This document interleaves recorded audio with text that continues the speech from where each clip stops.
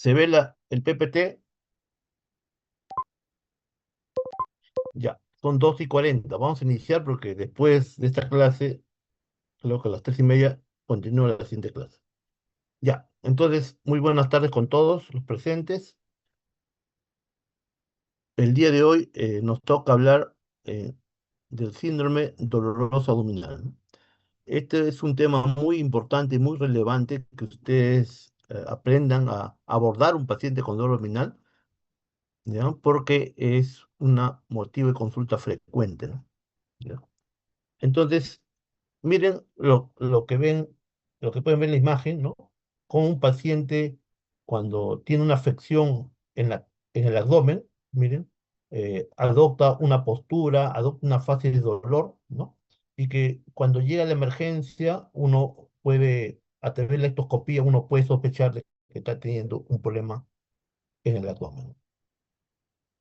Vamos a hablar en esta exposición, definir qué es el síndrome abdominal, hablar un poco de fisiopatología, cómo clasificamos el dolor abdominal, las causas, también vamos a conversar sobre cómo es el abordaje con una historia clínica de un dolor abdominal y qué exámenes se suelen pedir, ¿no? Y al final van a tener nuestra referencia donde se ha obtenido la información, ¿no?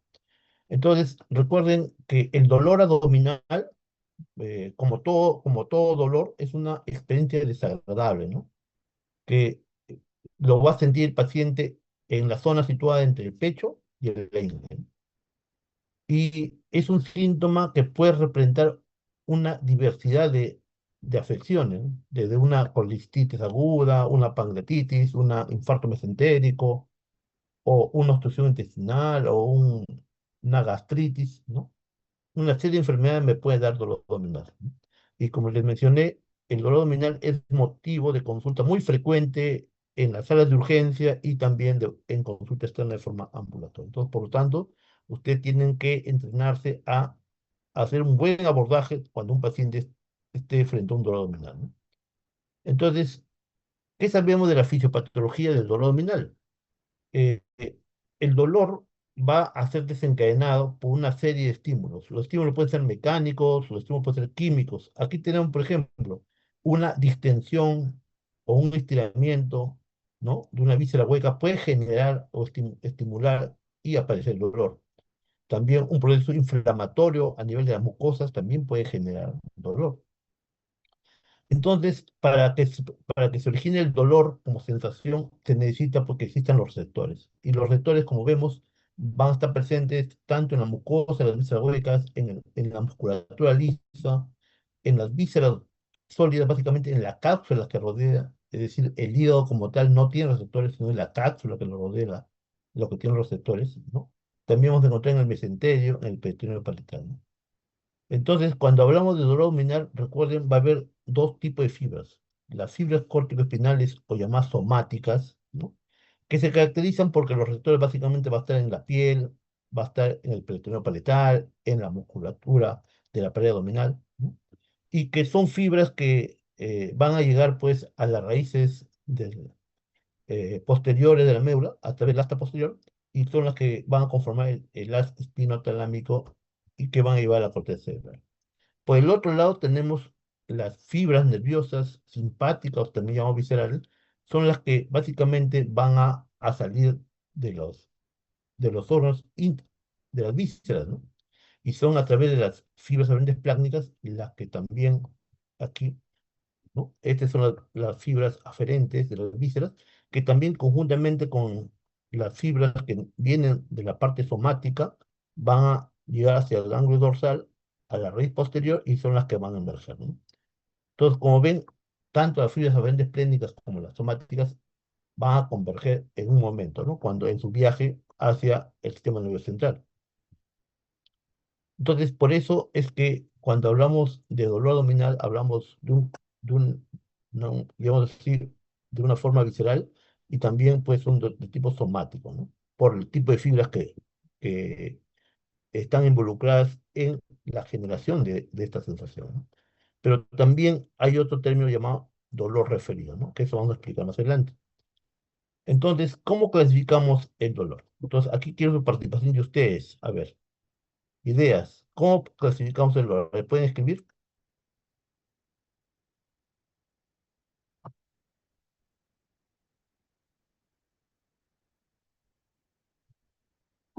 escriben sus respuestas. Es importante la participación porque es la forma de registrar su asistencia.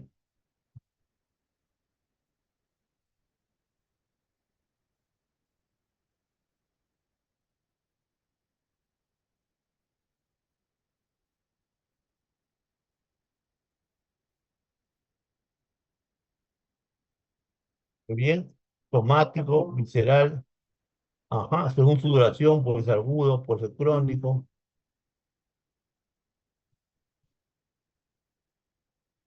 También podemos clasificar según su intensidad,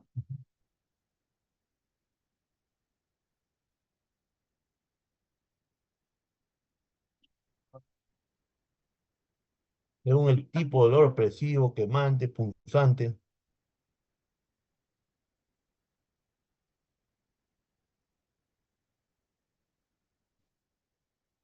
no conceptivos.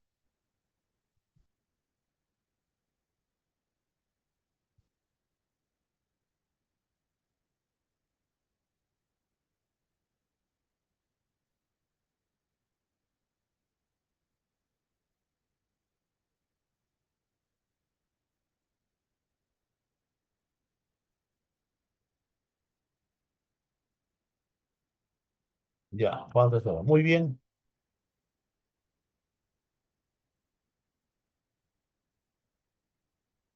ya, muy bien.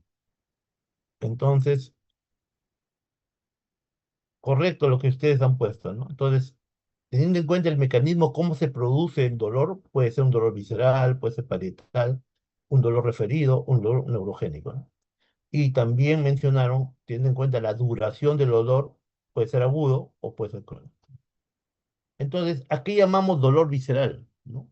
Entonces, el dolor visceral es aquel dolor que se va a generar por estímulos de los nervios autónomos que están localizados, pues, en el peritoneo visceral, ¿no? Que recubre todas las vísceras, ¿no? Este tipo de dolor tiene características como es un dolor sordo, o sea, no es muy precisado el dolor, ¿no? Es mal localizado, ¿no?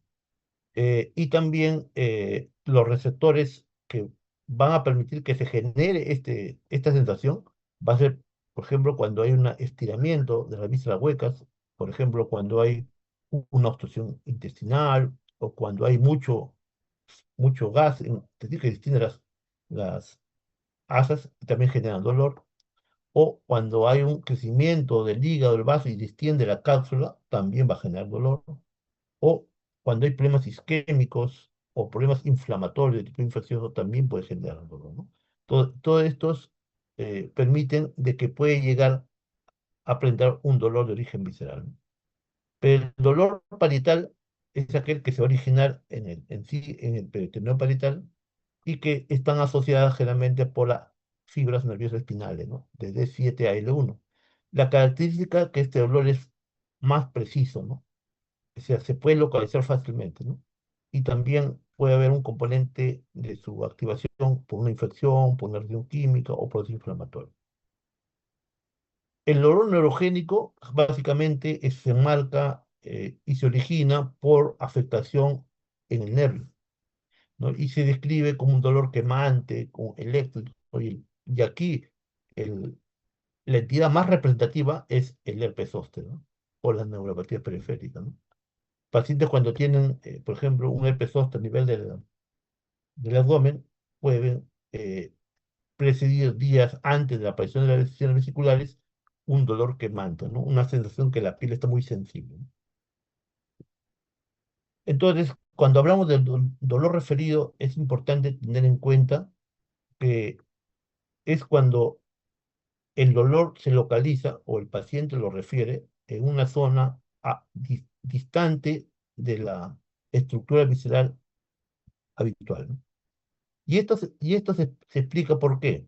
Recuerden que las fibras, tanto somáticas como las fibras viscerales, iban casi por el mismo nervio al ingresar a la médula. Entonces, van a ir también a los segmentos medulares y por lo tanto viajan juntos a través de las vías hasta el cerebro. Y el cerebro, pues, proyecta la sensación, pero no discrimina de dónde viene, ¿no? Entonces, por eso es que un paciente puede tener una colecistitis y puede referir un dolor en el hombro. Entonces, miren, pacientes que pueden tener dolor en el hombro derecho, uno le examina el hombro y no encuentra nada, pero sin embargo puede ser un dolor referido, ¿no? O el paciente refiere dolor en la espalda, en la parte posterior, y puede ser también asociado a un problema biliar, o puede ser en la espalda baja y puede estar asociado a una pancreatitis, o el paciente puede tener un dolor a nivel el ángulo costo-vertebral y puede referirse a un problema urinario, ¿no? O a nivel sacro y es un dolor rectal o un problema urinario, ¿no? Entonces, siempre hay que tener en cuenta esto, ¿no? La presencia de un dolor referido. Pero también, así como los problemas abdominales pueden referir localización del dolor en otro lugar, también en la cavidad abdominal ahí pueden ser referidos dolores de otros lugares. Por ejemplo, los pacientes que pueden hacer un infarto en la cara inferior pueden referir dolor en el epigastrio. Los pacientes que tienen una afección pulmonar pueden referir dolor en los hipocondrios. Pacientes que tienen problemas genitourinarios pueden referir dolor en la parte, por ejemplo, testicular, ¿no? Pacientes que tienen, por ejemplo, eh, una cetoacidosis diabética, una porfiria, un hipertiroidismo, una vasculitis pueden dar un dolor abdominal. Entonces, como ven, así como el dolor, las causas de problemas abdominales pueden referir dolor en otra zona, fuera del abdomen, también el abdomen puede ser lugar de locación de dolores de otros lugares, ¿no? Entonces siempre hay que tenerlo en cuenta eso porque al momento de hacer la investigación sobre la causa del dolor abdominal que refiere el paciente, si no tenemos en cuenta esto, se nos puede pasar, ¿no? Acá en la imagen podemos ver, ¿no? El dolor en el hombro puede ser una colistitis, ¿no? Un dolor en el epigastrio puede ser una angina, ¿no? En el hipocondrio o en la base, el mitral izquierdo puede ser un infarto esplénico, ¿no? O los pacientes que comienzan a hacer apendicitis comienzan con dolor en mesogastro y luego ya más tarde se localizan en la fósil de acá, derecha, ¿no? Por el tiempo, el dolor puede ser agudo, cuando es menos de 7 días, y pueden tener múltiples causas intraperitoneales o extraperitoneales, ¿no? Dentro de las intraperitoneales tenemos procesos inflamatorios, ¿no? En este caso tenemos las peritonitis, las diverticulitis, ¿no? Las mecánicas son las que están asociadas a, a problemas en vísceras huecas o vísceras sólidas. También un problema en el peritoneo, como un hemoperitoneo por la ruptura de un vaso ectópico o la ruptura de un aneurisma o la ruptura de un vaso, también pueden dar un dolor abdominal agudo. Las causas isquémicas también, pero también hay causas extraperitoneales, ¿no? Por ejemplo, el infarto de miocardio, la pericarditis puede dar un dolor en epigastrio, ¿no? Y así tenemos las causas geniturinarias o las metabólicas o las neurogénicas, ¿no? Como hemos hablado, el paciente puede referir por dolor en el flanco izquierdo varios días y sin embargo no hay una causa explicable, pero después de varios días aparecen las lesiones circulares donde se hace más notorio el herpes zóster, ¿no? En cuanto al dolor abdominal crónico, es aquel,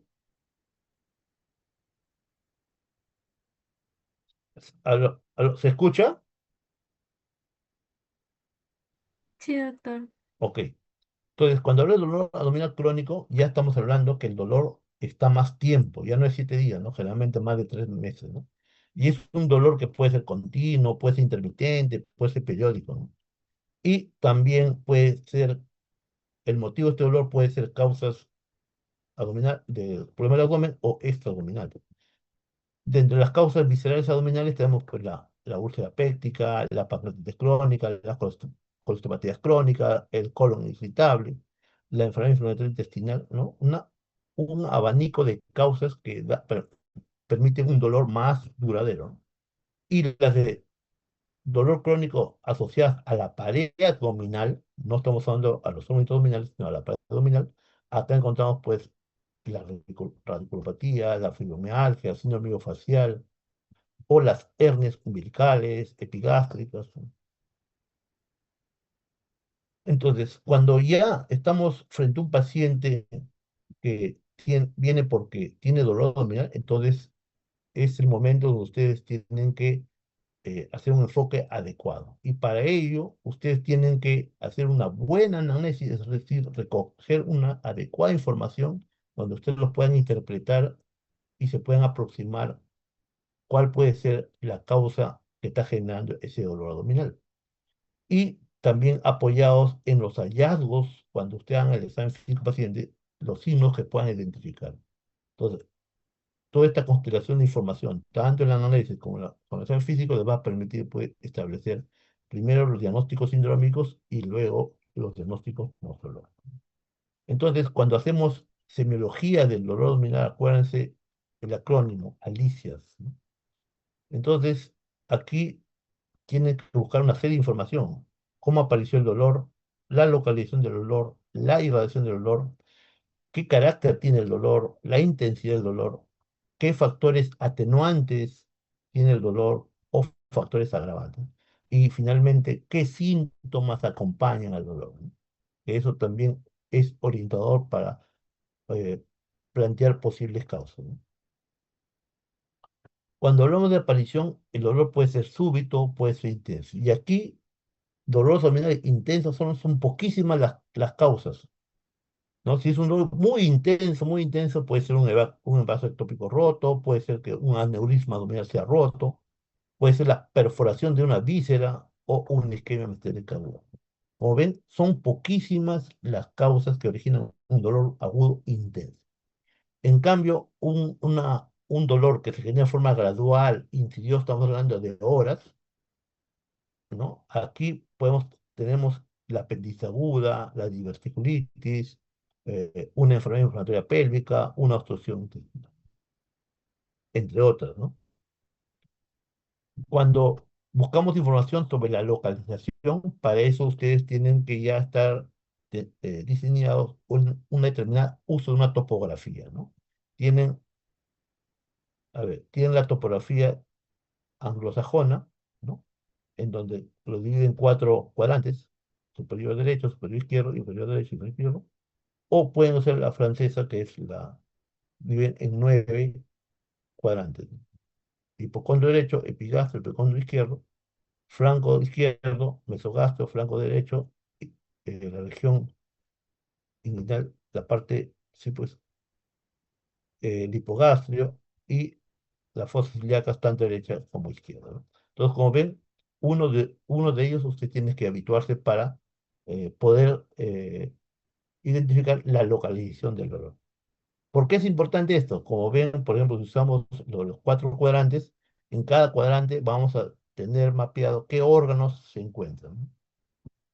De esta manera les va a facilitar poder identificar qué órgano podría, con sus características semiológicas, podría explicar el dolor que presenta el paciente. Por eso es importante que ustedes topológicamente tengan diseñado usar uno, o puede ser el anglosajona o la francesa. La irradiación es otra característica también importante que tenemos que recabar, ¿no? Por ejemplo, el cólico biliar se suele irradiar hacia la parte dorsal superior, derecho.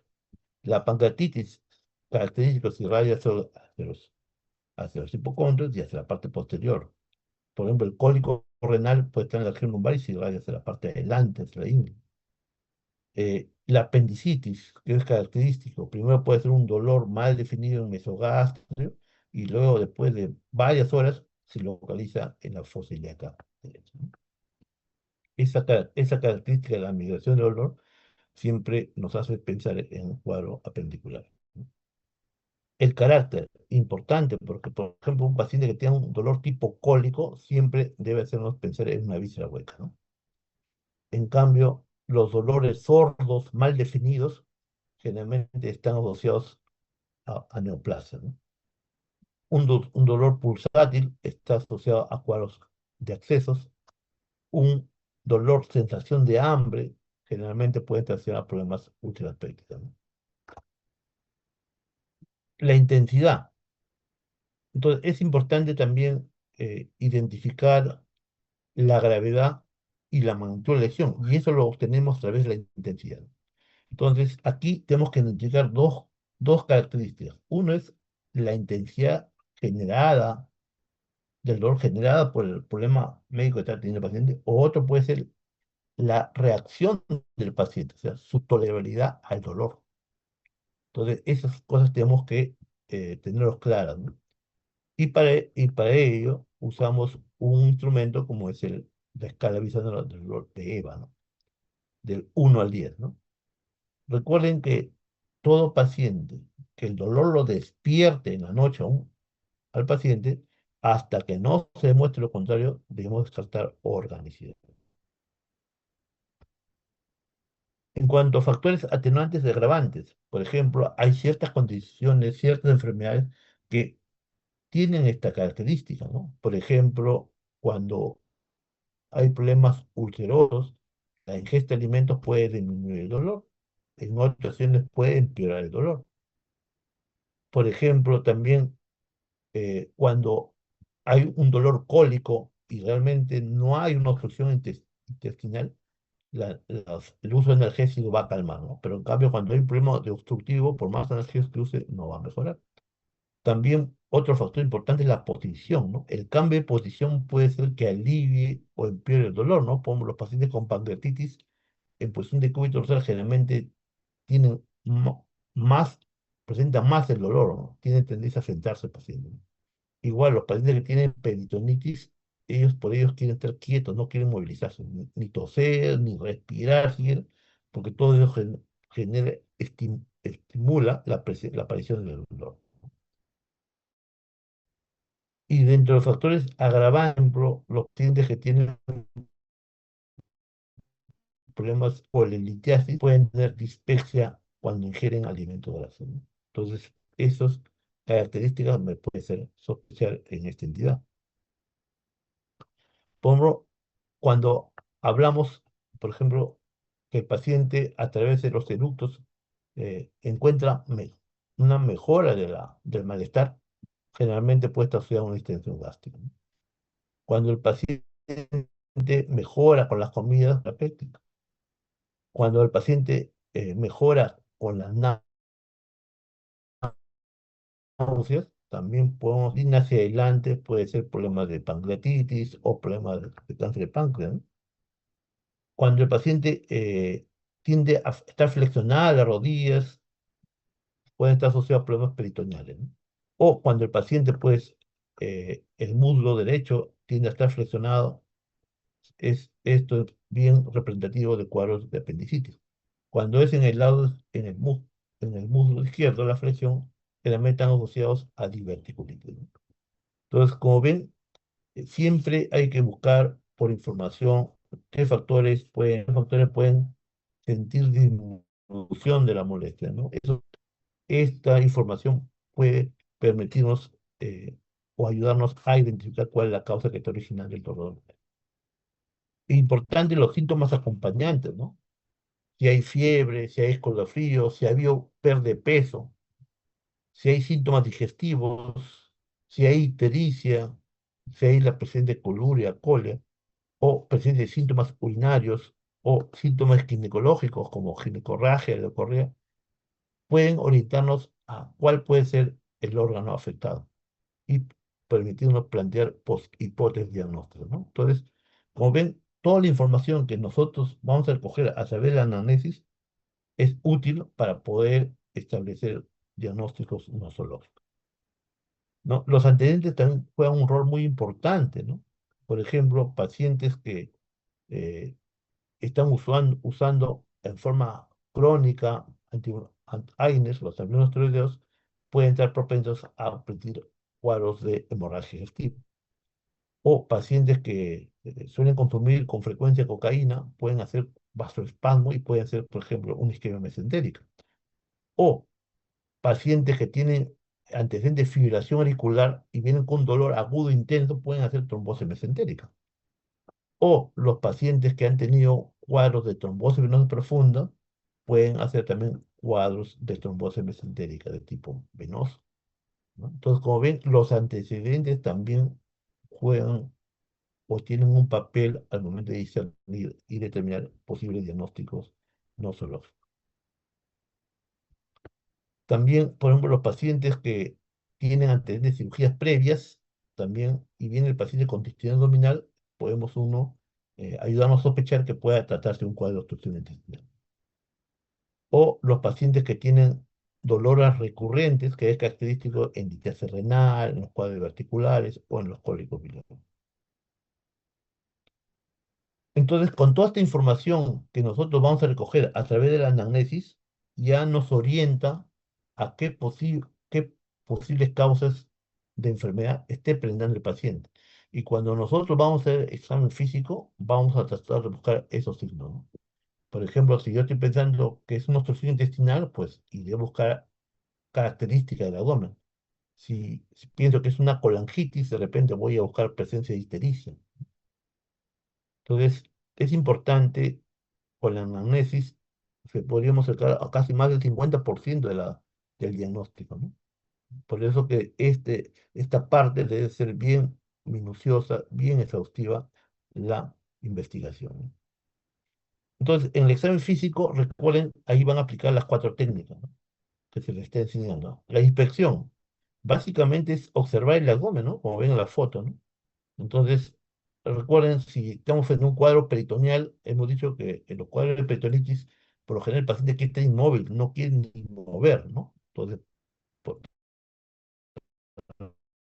depende del paciente, respira muy superficial, ¿no? Entonces, uno ya puede intuir que puede tener un cuadro peritoneal, ¿no? También podemos buscar cicatrices, podemos buscar fístulas, ¿no? También vamos a encontrar abdomen distendidos, que pueden ser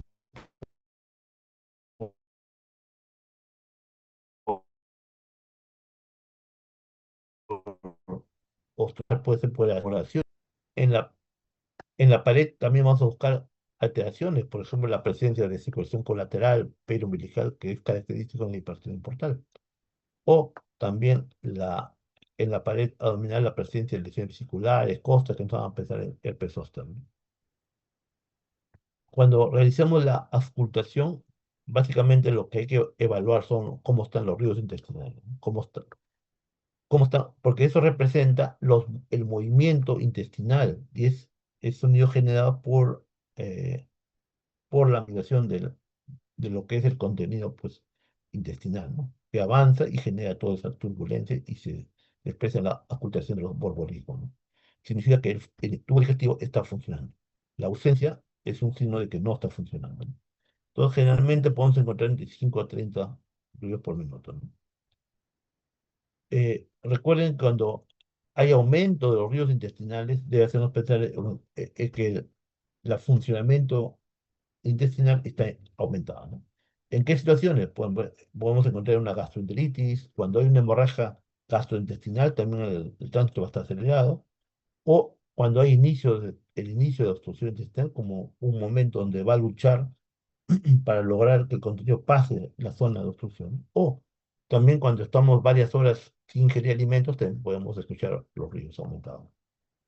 Y va a estar disminuidos, por ejemplo, cuando el paciente tiene estreñimiento, cuando dormimos, si uno escuchamos los ruidos va a estar disminuidos, o cuando el paciente ingiere ciertos alimentos, perdón, medicamentos, llámese codeína, tramadol, morfina, o pacientes que recién salen de una cirugía abdominal, también por efecto anestésico, también pueden estar afectados los ruidos.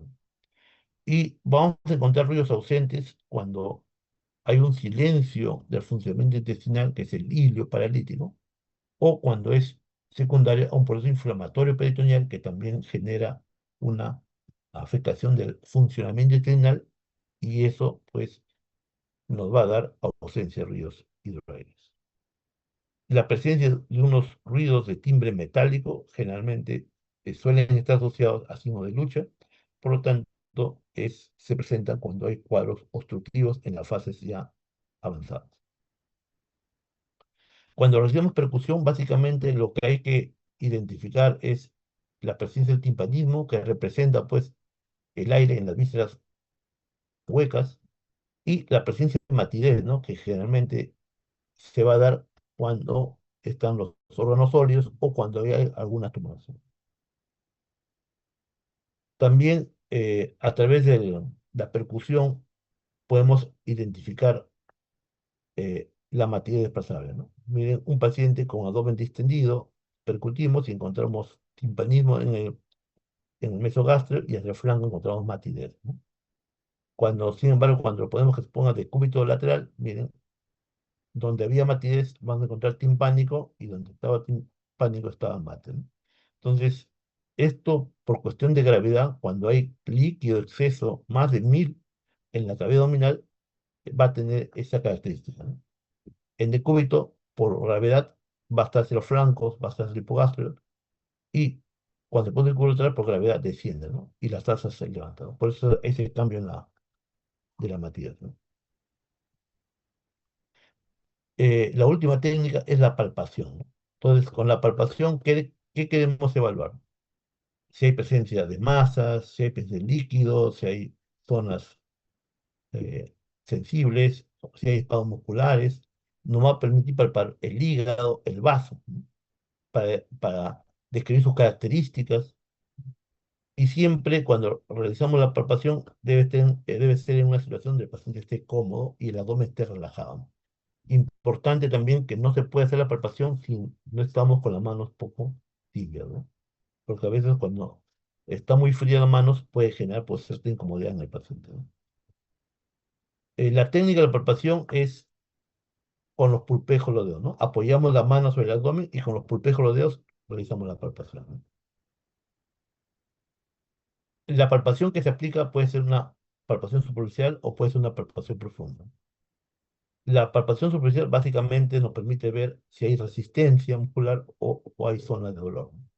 Y en la palpación profunda nos permite valorar principalmente las vísceras, ¿no? Llámese el hígado, el vaso o alguna tumoración. Y aquí sí nos apoyamos del proceso de respiración, como es la inspiración y la expiración. Entonces, con la palpación superficial buscamos cómo, cómo está la temperatura en la pared abdominal, si hay dolor, si hay resistencia, si hay masas superficiales, si hay edemas en pared, ¿no? Podemos valorar el panículo adiposo, ¿no? Si hay hernias, y siempre la palpación superficial es monomanual, ¿no? Recuerden que siempre la zona dolorosa se deja para el final, ¿no? No se inicia por el examen. Entonces, normalmente cuando realizamos la palpación superficial, el abdomen es blando, es depresible, no hay resistencia, ¿no? La resistencia puede estar presente cuando hay, pues, un tumor abdominal o cuando hay una visceromegalia o cuando hay un proceso inflamatorio peritoneal, ¿no? Donde la musculatura, pues, se contrae de la pared abdominal y se encuentra resistencia, ¿no? Recuerden que la resistencia de la musculatura abdominal actúa como un mecanismo de defensa, pero recuerden que los músculos de la pared abdominal son músculos estriados y por lo tanto el músculo estriado tiene acción voluntaria, ¿no? Entonces nosotros, por una condición de miedo o de nerviosismo, podemos contraer la musculatura y dar la sensación de que puede haber resistencia, ¿no? Pero cuando hay un proceso inflamatorio intraabdominal, sí se va a presentar de forma involuntaria. Entonces, lo que nosotros debemos identificar es esto: si hay un problema de resistencia en la pared abdominal, pero problema involuntario, no voluntario, ¿no? Por eso, cuando uno examina el abdomen, uno tiene que distraer al paciente, ¿no? De repente haciendo preguntas, ¿no? Y paralelamente uno va examinando. Porque si no, puede pasar de que el paciente contrae y uno eh, puede concluir que hay una resistencia cuando no, involuntaria cuando no la hay. Entonces, cuando hablamos de abdomen en tabla, o sea, tocamos la pared y está duro, estamos diciendo que probablemente pueda haber un cuadro de irritación peritoneal. Si es así, este signo debemos comprender con otros signos. Por ejemplo, hemos dicho, si hay un problema inflamatorio peritoneal, los ruidos van a estar ausentes, ¿no? Y también el paciente cuando respira, no respira de forma profunda, respira de forma superficial, porque hemos dicho cuando hay problema inflamatorio peritoneal, el paciente por lo general no quiere movilizar nada a la parte abdominal. Inclusive el paciente está con los muslos flexionados para relajarlo, ¿no? Y también va a haber el signo de rebote positivo, ¿no? Uno flexiona el abdomen y suelta y hay dolor, ¿no? Entonces, todos estos signos deben estar eh, presentes cuando hay resistencia a la pared, ¿no? Si solamente hay resistencia a la pared y no hay estos signos, hay que tener cuidado porque puede ser una resistencia de gen voluntario. Y también la palpación profunda, ya hemos dicho que nos permite valorar las vísceras sólidas, también podemos valorar la zona del ciego, del cono ascendente, el sigmoide, y también podríamos palpar el látigo abajo. Entonces, para la palpación profunda, de acuerdo a lo que vamos a evaluar, si vamos a evaluar el hígado o el vaso, para eso existen técnicas, ¿no? Que pueden ser usando las dos manos o una mano. Y aquí sí nos apoyamos en el proceso del momento de la inspiración, donde es el momento donde tratamos de entrar contacto, y en la expiración es el momento donde permitimos con la mano avanzar, ¿no? Eh, Miren, en esta foto, paciente tiene la parte inferior del abdomen una distensión, bien localizada, ¿no? Si uno percute en esta zona, va a encontrar matidez. Y si uno palpa, va a encontrar dolor, ¿no? Generalmente esto en varones, hasta que no muestre lo contrario, hay que descartar que sea un globo vesical, ¿no? Entonces uno pone una sonda, evacúa y se soluciona todo. Entonces, existen ciertos signos que nos facilitan una alta probabilidad de pensar en una causa, ¿no? Por ejemplo, el, el haber un dolor en el cuadrante inferior del derecho, ¿sí? Tiene una probabilidad de 8 de tratarse una apendicitis. Si además de eso encontramos el signo de psoas, es decir, cuando el paciente en la extremidad derecha se le levanta y hay dolor en el cuadrante inferior derecho, es el signo de psoas, esto tiene una probabilidad de 2,3. En obstrucción intestinal, el encontrar una distensión abdominal, un abdomen globuloso, extendido, la probabilidad de pensar en una obstrucción está entre 5 a 16 veces. El encontrar signo de Murphy, miren, tiene una probabilidad para una colitis de casi 3. El dolor en el cuadrante inferior izquierdo, miren, ¿sí? Tiene la probabilidad de 10 para sospechar una diverticulitis. Miren, y encontrar una masa pulsátil en el abdomen, la probabilidad de que se trate de un aneurisma de la aorta, miren, casi de 12 a 15 la probabilidad, ¿no? Entonces, ciertos signos, cuando están presentes, nos hacen pensar en ciertas causas con mejor probabilidad, ¿no? Muy bien, a ver, resuelvan esta pregunta. Dice, un paciente refiere dolor abdominal tipo cólico localizado en el hipogastrio que se alivia parcialmente al evacuar. ¿Cuál es la causa más probable del dolor? Puede ser inflamación peritoneal, puede ser por distensión de víscera hueca, isquemia mesentérica o es un dolor referido. A ver, ¿qué opinan? A ver, todos emiten su respuesta. Un minuto.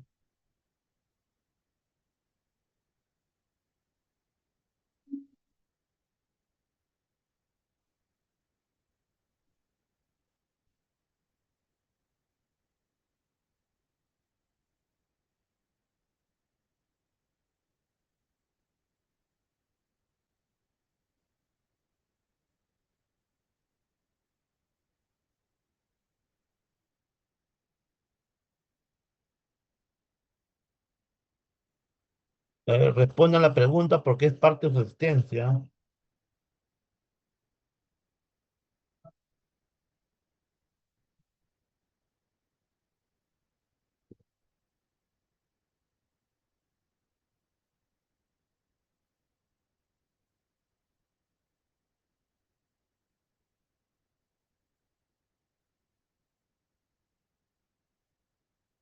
Muy bien, miren, el 98% de los presentes han respondido correctamente, ¿no? O sea, eso debe hacernos pensar que la distensión es de víscera hueca, ¿no? Muy bien. Muy bien. ¿Qué exámenes se suele complementar cuando estoy frente a un problema con dolor abdominal, ¿no? Definitivamente el hemograma para descartar una respuesta inflamatoria asociada a un problema infeccioso, igual que la lactancia fase aguda, la PCR. Puede tratarse de un problema, si hay ictericia con dolor abdominal, puede tratarse de un problema biliar, entonces podemos, el perfil hepático nos va a ayudar, ¿no?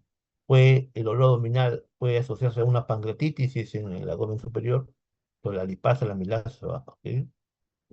Puede ser el dolor de causa metabólica, entonces la función renal, las glucosas, los electrolitos también va a ayudar, ¿no? O puede ser que el dolor en el flanco sea asociado a un problema de infección urinaria, entonces el seguimiento urinario me va a ayudar, ¿no? También imágenes también me van a ayudar, ¿no? Si yo tengo un abdomen distendido, timpánico, ¿no? Una radiografía de abdomen podríamos ver niveles hidroaéreos y plantear la posible obstrucción intestinal, ¿no? La ecografía también es útil, ¿no? Cuando pensamos en una patología biliar, puede ser una colestitis, una cologlutiasis o una pancreatitis. También es útil cuando pensamos en un problema de litiasis urinaria o cuando hay una hidronefrosis o si estamos pensando frente a un paciente con distensión abdominal, materia desplazable, la presencia de sitio, ¿no? Entonces, la ecografía también tiene su utilidad en determinadas patologías cuando lo sospechan. La tomografía también tiene su utilidad, ¿no? Por ejemplo, podemos ver lesiones con más claridad, porque es una tumoración en cabeza de páncreas. Por ejemplo, con esta tomografía podemos ver asas distendidas, ¿no? Característicos de una obstrucción intestinal. Y también, miren, podemos ver diverticulitis, ¿no? El divertículo en las paredes, que también complicadas con una colección. También pueden ayudarnos a dar más información y poder diagnosticar complicaciones, ¿no? Como es el acceso de la pared del colon cuando es una diverticulitis complicada, ¿no? Muy bien, hasta acá, ¿alguna pregunta?